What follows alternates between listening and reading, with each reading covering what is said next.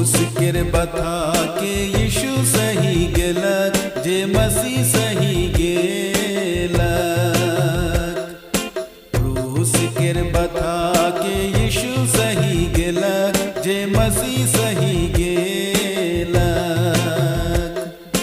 हे मानवा राव रे के बोला थे अनंत जीवन देवे के लिए।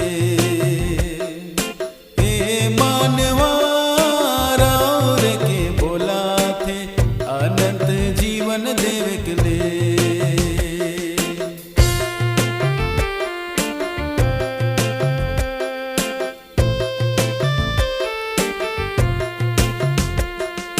दुनिया कर पाप बुराई यीशु ले गेलक मसीह ले गेलक।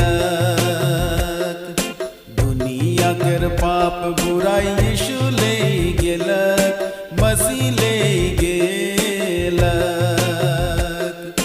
हे मानवा राव रे के बोलाते अनंत जीवन देवे के लिए।